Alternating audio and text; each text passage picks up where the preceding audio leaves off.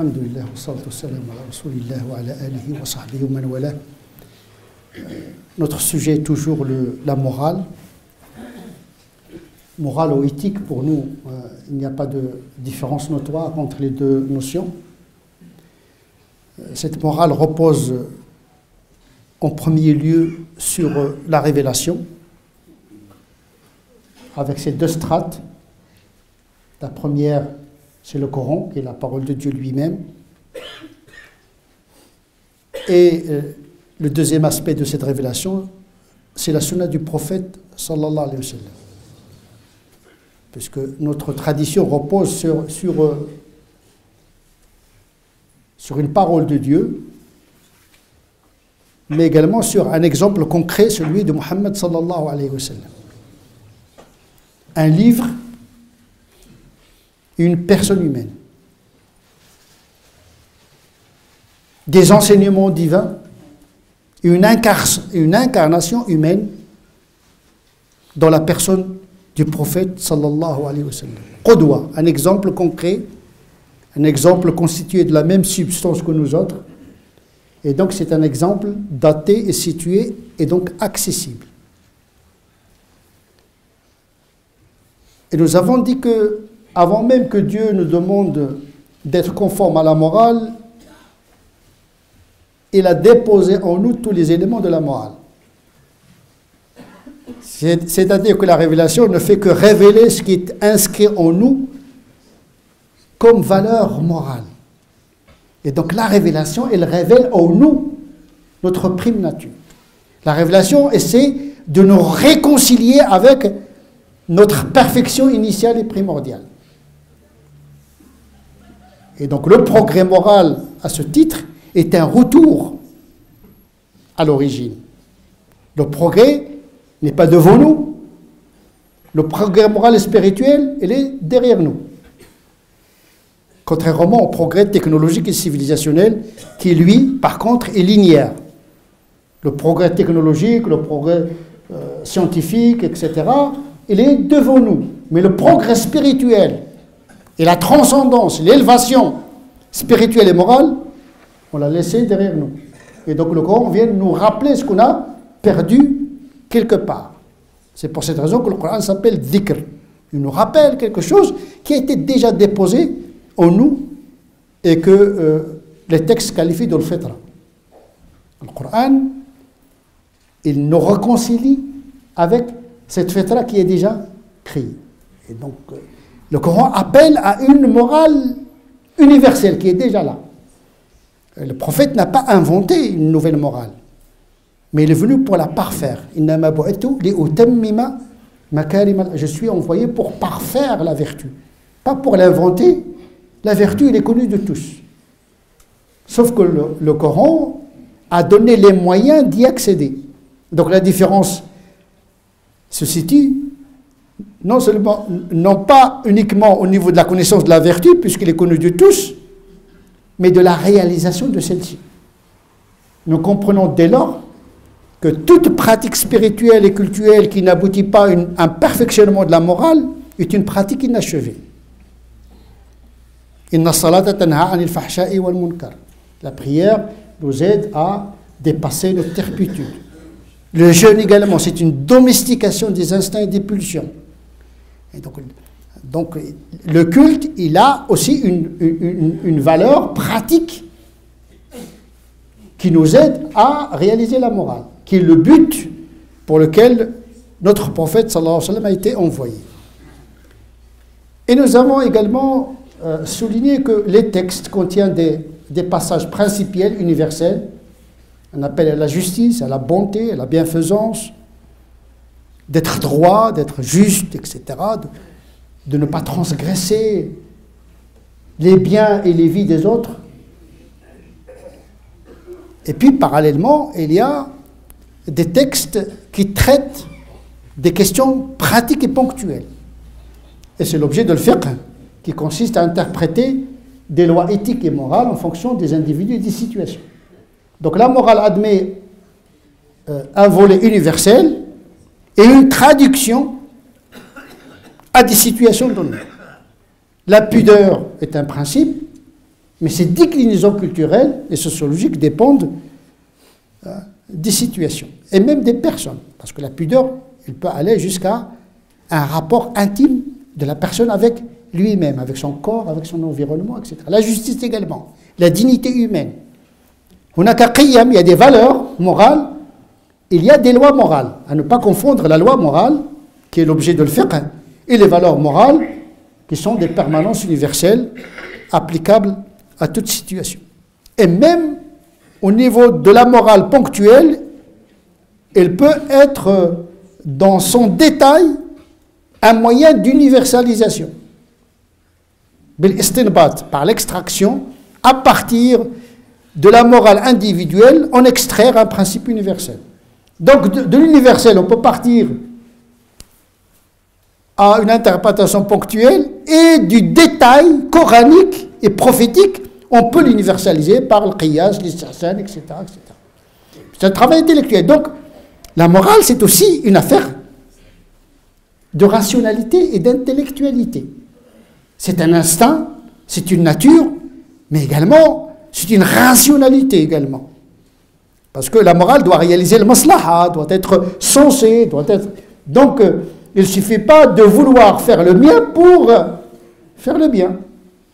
L'intention, l'instinct de la morale, oui, mais parfois l'immoralité s'introduit dans le moyen et l'expression de cette moralité. Donc on a besoin d'accompagner le principe de la morale par une certaine intelligence de la nature humaine et de la réalité dans laquelle le musulman doit exprimer cette morale. Donc il y a des passages universels, des passages ponctuels. Aujourd'hui, on va parler d'un autre sujet, celui de la morale individuelle et la morale collective. Dans le Coran, il apparaît clair que la responsabilité incombe à l'individu en tant que tel. Le projet du Coran est venu pour libérer l'individu de la tyrannie du groupe. Ce qu'un Gramsci appelle l'homme masse, ou bien l'homme bestial, ou bien l'homme collectif. L'homme bétail. Inna wajadna aba'ana, comme disent les païens, nous avons trouvé nos parents sur cette religion, nous ne faisons que suivre. Ça s'appelle le panurgisme, les moutons de Panurge. On suit les parents, on suit les gens, c'est comme ça. Eh bien, l'islam est venu pour extraire l'individu et de libérer sa pensée et son action parce que il est responsable le jour du jugement, le jour du jugement dernier en tant qu'individu. Il n'y aura pas une résurrection par nationalité, par communauté, par... Ah non. Il y aura une résurrection individuelle. L'islam est une religion de l'individu. Ce n'est pas une religion ni d'une église, ni d'un peuple, ni il y a une quelconque terre sacrée. C'est la religion du livre en contact direct avec l'individu. Ce n'est pas une religion individualiste. C'est une religion basée sur la responsabilité de l'individu. L'individualité ne veut pas dire individualisme. Et donc, c'est pour cette raison, dans l'éducation de nos enfants, nous devons assister à la potentialité de l'individu. Parce qu'une personne peut changer toute l'histoire humaine. On peut dire que toute l'humanité est concentrée en un chacun de nous. Change-toi, le monde changera. Sauf que, généralement, on veut changer tout le monde, sauf nous-mêmes. D'ailleurs, on est de grands donneurs de leçons. Ah ben, je ne m'extrais pas du groupe, moi aussi je subis cette maladie d'être des donneurs de leçons alors qu'on n'arrive même pas à changer un petit comportement en nous. On n'est pas dans le marxisme, tu changes l'économie, tu changeras l'histoire. Non, tu changes l'individu, tu changes l'histoire. Le projet du Coran, c'est de libérer l'individu de l'habitus de la pensée. Parce que la morale, c'est la liberté. Et pour être libre, il faut être libre de penser. par soi-même. La liberté commence par avoir les éléments qui vous permettent d'avoir un grand choix. Si vous n'avez que deux pensées, votre liberté est très limitée. Halal, haram. Il n'y a pas de macro, il n'y a pas de nuance, etc. C'est une vision binaire. Ça, c'est obligatoire, mais obligatoire majeur, mineur, etc. Plus vous avez beaucoup de connaissances, plus vous serez plus moral, parce que plus libre. Et donc, on ne peut pas concevoir une morale sans une connaissance. Et il faut libérer les individus. Il faut que les gens apprennent par penser par eux-mêmes. Bien sûr, il faut leur donner les outils. Tout le monde n'a pas les capacités et l'autonomie de penser par lui-même. Mais je pense qu'il faut miser sur l'éducation. Et on le voit, plus l'éducation est élevée, plus la morale est raffinée. Le raffinement de la morale dépend de la qualité du savoir. Mais un savoir qui transforme le comportement, bien sûr, parce qu'il y a un savoir inutile. Là, on parle du savoir religieux, moral, qui transforme le comportement des individus.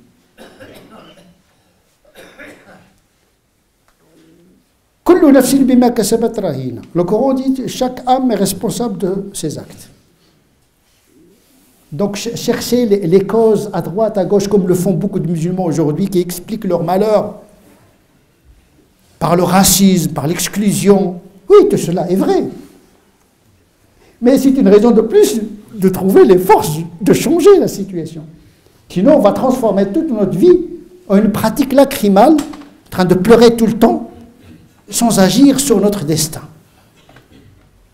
La morale libère l'individu de cette consommation du monde. Il faut faire sortir les musulmans de cette soumission à leurs conditions. Conditions intellectuelles, sociales, politiques, économiques. Mais cela ne peut être possible que par la responsabilité individuelle. Pas de communautarisme. L'islam est tout sauf communautarisme. Cette solidarité tribale qui pèse sur l'intelligence de l'individu n'est pas vraiment une solidarité. Le prophète a dit « Et ton frère, qu'il soit juste ou injuste, qui doit le défendre. » Les compagnons étaient surpris par cette assertion et posèrent la question au prophète sallallahu alayhi wa sallam, comment ça? Bon, on peut l'aider quand il subit une injustice, mais quand lui-même il est injuste, comment le défendre? Et le prophète de préciser de l'empêcher de faire l'injustice. Ce n'est pas une solidarité qui se fait au dépôt de la morale, de la justice, de la dignité, parce que les valeurs sont supérieures à l'appartenance de la communauté. Quand deux musulmans s'entretuent, eh bien il faut combattre celle qui est injuste. Ce sont des musulmans, mais ils sont injustes. En islam, c'est la justice qui est l'étalon dans le rapport. Ce n'est pas l'islamité ou pas islamité de l'interlocuteur. Et ça doit être vécu à l'échelle de chaque individu. Nous naissons singuliers, nous vivons solitaires, nous vivons tous dans des couloirs, même si nous avons des familles, etc., mais chacun, il a son univers à lui, autonome. Ils nous mourront individuellement, ils nous seront ressuscités individuellement. Nous aurons des comptes à rendre à Dieu en tant qu'individus. Donc les prétextes à droite, à gauche, etc., ça ne peut pas marcher. Comment libérer la morale musulmane par la libération de l'intelligence du musulman en tant qu'individu? Parce que la vraie colonisation, c'est être colonisé par des idées qui sont fausses. Sti'mar, il y a toujours cette... Ah oui, la France, il a toujours cet esprit colonial. Eh bien, vous savez, la civilisation, elle marche comme ça. C'est la loi du plus fort. Vous ne pouvez pas reprocher à l'Amérique, par exemple, d'être une civilisation très forte. Par contre, vous devez vous reprocher à vous-même d'être des faiblards. Mais oui, l'histoire change par le changement de l'individu. Parce qu'auparavant, l'Amérique n'était pas forte. Le Japon non plus. On a désarmé le Japon, on a désarmé l'Allemagne. Eh bien, ils ont trouvé une autre forme de puissance, c'est de l'économie. Eh oui. احنا كنقولوا اللي عنده الفارق يقول اللي عنده غار الله يسدوا عليه. Vous savez, la souris, il fait beaucoup de trous pour des sorties. Quand un trou est fermé, il trouve notre issue. Il faut multiplier les chances. Il ne faut pas être têtu devant le destin. Il faut être liquide.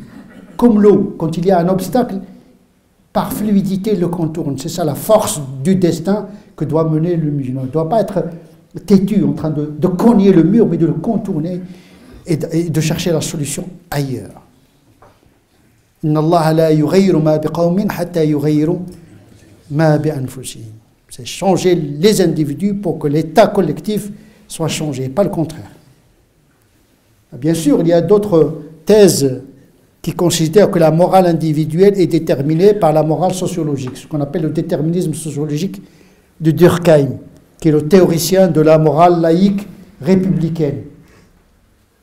Une morale, voilà, laïque, etc. On va faire l'individu, c'est la société qui fait l'individu. Ça, c'est une vision de Durkheim. Nous pensons théologiquement parlant, c'est l'individu qui fait la société, et pas le contraire. C'est l'individu qui fait l'umma, et pas le contraire. Abraham était à lui seul une umma, une communauté. Donc chaque musulman doit être une umma, dans le sens de l'autonomie, d'être ressuscité individuellement, mais représenter toute une umma. Le prophète sallallahu alayhi wa sallam, il a dit d'ailleurs que certaines personnes le jour du jugement dernier, ils vont venir comme s'ils étaient une umma, un individu qui vaut des millions d'individus. Et ce ne peut être acquis que par la qualité morale, qui commence par une qualité intellectuelle. Et donc l'individu, il faut miser sur l'individu, sur l'enfant, déjà, depuis l'enfance, à lui donner les moyens du discernement, d'autonomie, de libérer ses forces intérieures. À cet égard-là, on peut être tenté de convoquer Nietzsche, qui considère que la volonté de puissance, en vérité, qu'il a inventée, bien sûr, il a eu des conséquences catastrophiques, parce que le nazisme, il a récupéré sa philosophie, mais il voulait sortir de cette morale qui opprime l'individu et qui lui fait croire qu'il est incapable et qu'il est soumis à des lois déterministes infranchissables. C'est pour cette raison qu'on ne croit pas aux forces. La seule force, c'est la volonté de puissance, c'est-à-dire se libérer des freins intérieurs. Bien sûr, lui, il a fondé sa morale sur la volonté de puissance pour rompre avec la morale chrétienne et même la morale philosophique. Nous disons qu'il n'y a pas d'antinomie. C'est que l'islam, il vise à libérer l'homme, à l'aider à découvrir ses propres potentialités, à révéler en lui cette puissance, parce que l'homme a une puissance, a une volonté, à l'image de Dieu, sauf que sa volonté est relative, il la puise de la volonté de Dieu, il est en connexion avec Dieu. C'est pour cette raison que le prophète a dit que Dieu aime et préfère le musulman fort au croyant faiblard, sachant que les deux ont un bien en eux-mêmes, sauf que le plus fort, pas le plus fort, le brutal, celui qui est fort intellectuellement, moralement, etc. La force, c'est pas la brutalité, c'est pas la violence. Le qawwa, c'est un attribut de Dieu. Et le musulman doit avoir cette force qui lui permet de changer son destin. Al-mu'min al-qawi khayr wa ahabbu ila Allah min al-mu'min al-da'if wa fi kullin khayr. Et le prophète de continuer. Ihris ala ma yanfa'uk. Sois ambitieux. Sois ambitieux. Ne subis pas. Agis. Cherche ton intérêt. Mais attention, il ne faut pas que l'intérêt soit absurde. ton intérêt moral, spirituel, et pas l'intérêt qui n'est pas moral. Wasta'in billah wa la ta'jaz. Puise ta force de Dieu et ne sois pas impuissant. Le mot est lâché. Ne sois pas impuissant. C'est-à-dire, sois puissant. La volonté de puissance de Nietzsche. Sois puissant. Bien sûr, notre puissance est limitée, mais il faut consommer presque toute l'énergie qui est en nous. Vous savez, nous avons des ordinateurs, parfois, on utilise 0,00001% de la potentialité du disque dur. Nous avons un disque dur, nous avons une force, nous avons une intelligence que nous ne nous exploitons pas totalement. Dieu a déposé en chacun de nous une énergie dont nous utilisons souvent que 0,0001%. Et donc la révélation est venue pour révéler en nous ce que nous sommes capables de faire, sauf que l'éducation, c'est ça le problème, c'est que l'éducation, la société, une certaine lecture de la religion, un certain fiqh, une certaine théologie, elle crée des inhibitions intérieures et intrinsèques qui empêchent le musulman d'agir sur le monde. نسأل الله عز وجل أن يجعلنا من الذين يستمعون القول فيتبعون أحسنه أولئك الذين هداهم الله وأولئك هم أولو الألباب اللهم اهدنا فيمن هديت وعافنا فيمن عافيت وتولنا فيمن توليت وبارك لنا فيما أعطيت وقنا واصرف عنا شر ما قضيت فإنك تقضي ولا يقضى عليك وإنه لا يذل من وليت ولا يعز من عاديت تبارك ربنا وتعاليت اللهم لا تدع لنا في هذه الساعة الكريمة ذنبا إلا غفرته ولا هما إلا فرجته ولا كربا إلا نفسته ولا ميتا إلا رحمته ولا حاجة من حوائج الدنيا لك فيها رضا ولنا فيها صلاح إلا يسرتها اللهم صل على سيدنا محمد وعلى آل سيدنا محمد كما صليت على سيدنا إبراهيم وعلى آل سيدنا إبراهيم وبارك على سيدنا محمد وعلى آل سيدنا محمد كما باركت على سيدنا إبراهيم وعلى آل سيدنا إبراهيم في العالمين إنك حميد مجيد سبحان ربك رب العزة عما يصفون وسلام على المرسلين والحمد لله رب العالمين.